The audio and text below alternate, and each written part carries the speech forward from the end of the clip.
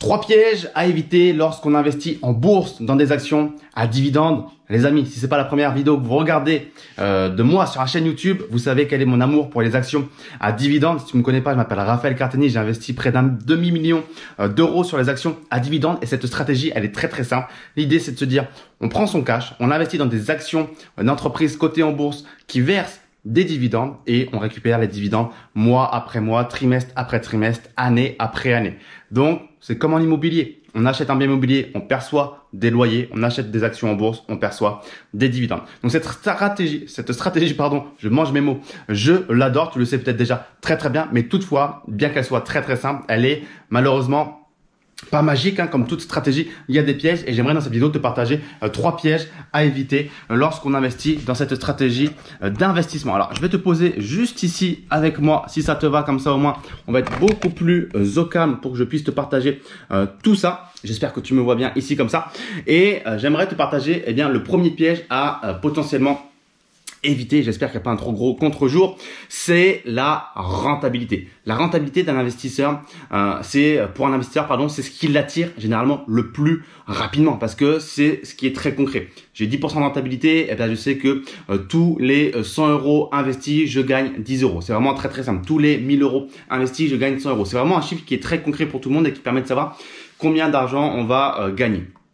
Toutefois, il faut faire attention. Évidemment qu'on cherche la rentabilité la plus haute possible, mais rentabilité trop haute dit évidemment qu'il y a quelque chose potentiellement de pas normal. Il y a une raison pour ça. Pourquoi la rentabilité est si haute? Et généralement, qui dit haute rentabilité dit au risque qui est associé avec. Et en fait, j'ai beaucoup de personnes, parfois même mes clients, qui me disent qu'est-ce que tu penses de cette valeur? Et quand je regarde cette valeur, elle est à 6 ou 8% de rentabilité à l'achat. Donc c'est attirant parce que 6 à 8% de rentabilité uniquement sur le dividende, c'est très bien. Mais c'est trop élevé selon moi. Il faut savoir que la rentabilité moyenne de l'indice du S&P 500 aux États-Unis, c'est environ 1,5, 1,8% en ce moment. Donc, tu vois, quand on est à 6, 8%, on est quand même à quasiment 5 fois la rentabilité moyenne du S&P 500.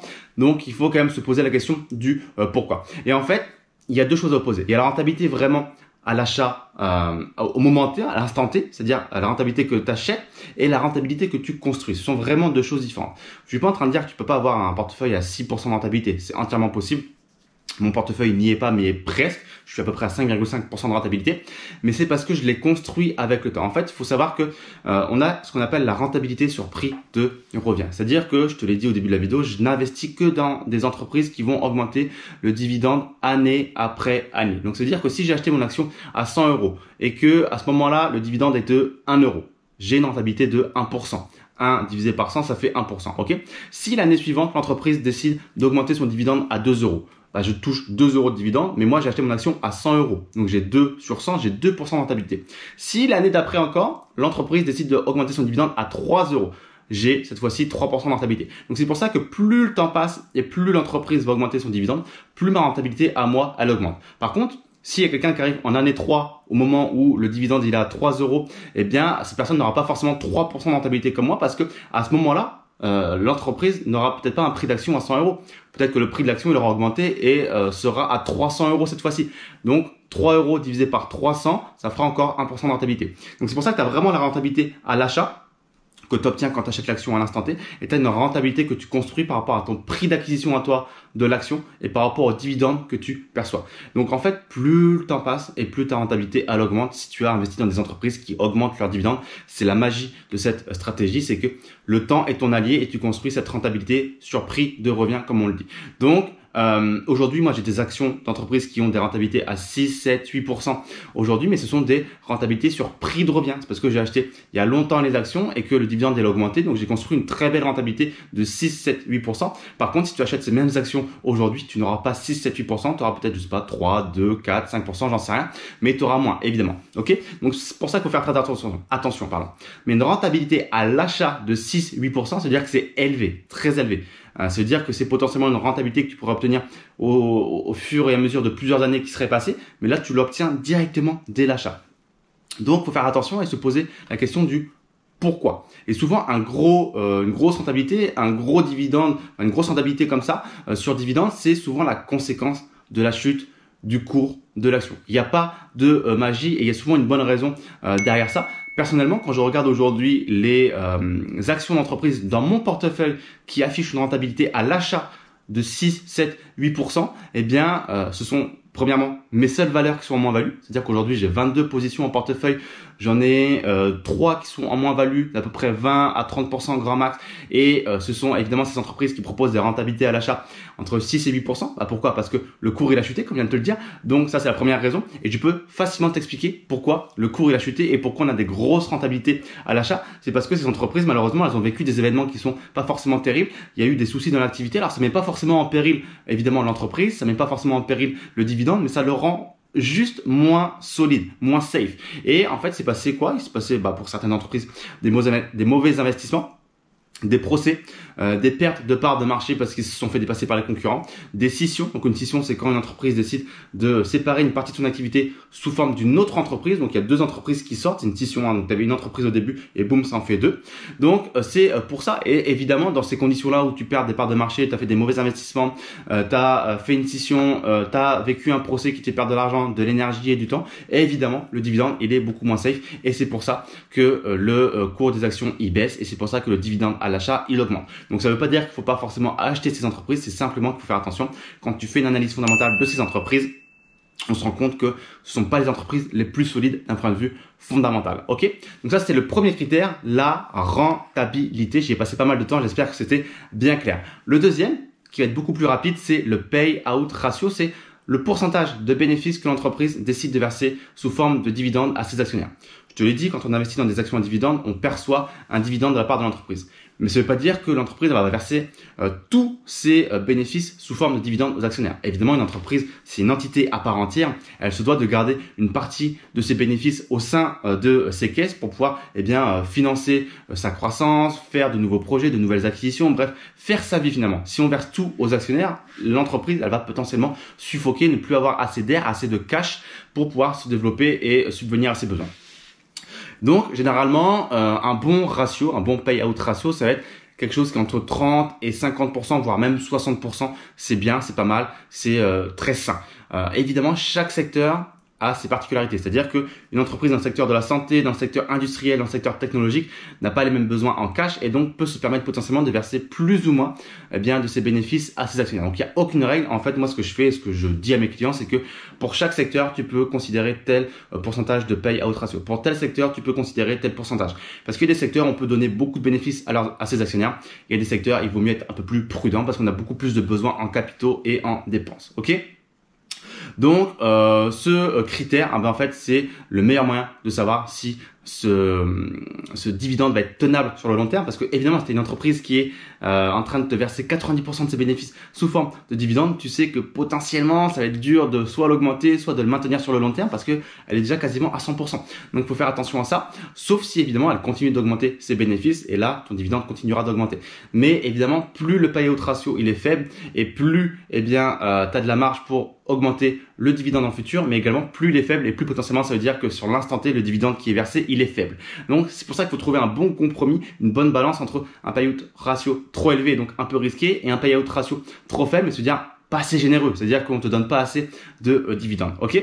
Attention aux entreprises qui ont un payout ratio de plus de 100%, ça existe, ça veut dire que tu donnes plus que tes bénéfices. C'est-à-dire que, je sais pas, tu fais 100 de bénéfices et tu donnes 110 à tes actionnaires. Non, là, il y a un gros problème. C'est vraiment pas terrible. Donc, attention aux entreprises qui ont un payout ratio de plus de 100%. Et à l'inverse, comme je te l'ai dit, attention aussi aux entreprises qui ont un payout ratio trop faible, je sais pas, 10%, 20%, on va dire moins de 30%. Ça veut dire quoi? Ça veut dire que l'entreprise, elle a peut-être pas une mentalité qui est orientée vers les actionnaires. Et nous, on recherche vraiment, c'est ce que je dis à mes clients aussi, chercher des entreprises qui ont vraiment la mentalité des actionnaires, qui sont là pour faire plaisir à leurs actionnaires, pour les récompenser, pour les remercier, pour leur reverser des dividendes. Parce qu'il y a des entreprises qui n'ont pas cette culture de l'actionnariat et qui s'en foutent des actionnaires, qui vont verser un peu de dividendes, mais c'est pas la priorité.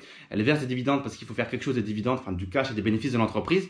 Mais voilà, c'est pas leur priorité que d'augmenter le dividende aux actionnaires. Donc ça, il faut faire attention. Il faut vraiment aller vers des entreprises qui ont cette culture du dividende et de l'actionnariat. Ok? Troisième et dernier critère pour cette vidéo, ça va être regarder le niveau de dette. Extrêmement important de voir le niveau d'endettement de l'entreprise parce que, encore une fois, avoir de la dette n'est pas mauvais. Voilà, on a souvent tendance un petit peu à diaboliser la dette en disant waouh, la dette c'est pas bon, il faut vite la rembourser. Non, une dette c'est pas forcément mauvais. quand on sait le retour sur investissement qu'on va avoir de cette dette. Encore une fois, si on sait que par rapport à l'argent emprunté et par rapport aux intérêts qu'on va devoir payer sur cet argent emprunté, on sait qu'on va générer plus de cash, bah évidemment, c'est intéressant. Si tu payes 10 d'intérêts mais que tu récoltes 40 en plus de bénéfices, bah le delta il est largement en ta faveur. Donc la dette, elle est bonne quand elle est bien utilisée, mais attention, qui dit dette égale risque et qui dit trop de dette égale gros risque. Plus tu as de dette, plus tu prends le risque de te rendre insolvable ou de ne plus pouvoir gérer le poids de cette dette parce que évidemment la dette à un moment il faut la rembourser, il y a des créanciers derrière qui vont te dire toc toc toc, nous on veut que vous nous remboursiez le capital plus les intérêts, il y a cette deadline, on a signé les documents, donc si vous ne remboursez pas on va devoir enclencher des procédures et ça c'est pas terrible. Donc pour ça il y a un ratio qui s'appelle le debt to equity ratio, excuse-moi l'accent anglais dégueulasse, je te le fais apparaître à l'écran comme ça ce sera plus simple et en gros ça te permet de savoir combien de pourcentage on va dire du business tourne avec de la dette, sur de la dette. Donc en gros, quel est le niveau de dette par rapport à l'actif des actionnaires? Et évidemment, encore une fois, pour chaque secteur, il va y avoir des choses plus ou moins acceptables. Il y a le secteur technologique, par exemple, il n'y a pas forcément un gros besoin de dette pour fonctionner. Par contre, il y a des secteurs tels que le secteur industriel ou manufacturier où évidemment, ils ont potentiellement beaucoup plus de besoin de dette pour aller financer, je sais pas, des outils, des machines, des entrepôts, des usines, des choses comme ça qui peuvent coûter beaucoup d'argent et qui vont être financées sur de la dette. Donc si on résume les choses, évidemment, plus ce ratio, le debt to equity ratio, plus il est élevé et plus l'entreprise prend le risque de faire faillite parce qu'elle a un gros poids de dette sur ses épaules. Mais encore une fois, il ne faut pas forcément diaboliser ses dettes. Si je dois te donner des petits repères chiffrés, si on a un ratio de 1, ça veut dire que c'est relativement sain, ça veut dire qu'il y a autant d'actifs que de dettes. Donc c'est maintenable, c'est-à-dire que si on vend tout l'actif, on peut payer toute la dette. On n'a plus rien à la fin, mais on prend pas normalement le risque de faire faillite. Au-dessus de 2, ça commence à être pas top. Et si tu vois que ça commence à arriver vers les 5, 6, là c'est vraiment beaucoup de dettes. C'est-à-dire qu'il y a 5 à 6 fois plus de dettes que d'actifs. Donc là, c'est beaucoup trop. Le business tourne beaucoup trop sur la dette et le dividende en conséquence, pour toi en tant qu'investisseur, il est potentiellement beaucoup plus risqué parce que c'est ce qui va être payé en dernier. Je veux dire, il y a un moment ou un autre entre payer de la dette aux créanciers et payer les dividendes d'actionnaires. Si c'est la merde, on paye d'abord la dette pour sauver l'entreprise plutôt que l'actionnaire. Évidemment, l'actionnaire, il détient une partie de l'entreprise, donc il doit être solidaire. Donc, on va lui dire gentiment, écoute, là, les chiffres sont pas bons, on doit payer la dette, donc les dividendes, stop, c'est fini. Tu dois être solidaire avec nous, c'est ton entreprise aussi, donc nous, on paye la dette. Donc voilà comment ça va se passer. Donc voilà pour les 3 critères. Numéro 1, rendement, attention au rendement trop élevé. Numéro 2, pay-out ratio, trouver quelque chose de bien équilibré. Et 3e critère, la dette. Trouver quelque chose qui est pas trop élevé pour qu'elle soit relativement saine et pas trop lourde à supporter. Donc voilà les amis, dis-moi dans les commentaires ci-dessous si tu investis déjà, allez je te reprends la main, si tu investis déjà en bourse ou pas du tout dans les actions à dividendes, dis-moi tout dans les commentaires, ça m'intéresse. Si tu n'as pas encore investi dans les actions à dividendes, n'hésite pas à lire la barre de la description. Il y a pas mal de ressources qui devraient pouvoir t'aider à commencer à investir dans les actions à dividendes, notamment un livre papier de 704 pages dans lequel je te partage toute la stratégie d'investissement, mais également du format vidéo, de la formation, du service, bref, il y a pas mal de choses. Donc, clique bien la barre de description. Si tu as la moindre commentaire, la barre de commentaires est là pour la moindre question, pardon. La barre de commentaires est là pour ça. Je te répondrai avec grand plaisir et n'hésite pas non plus à t'abonner à la chaîne YouTube si c'est pas encore fait. Je te dis à très vite pour une prochaine vidéo. Ciao, ciao.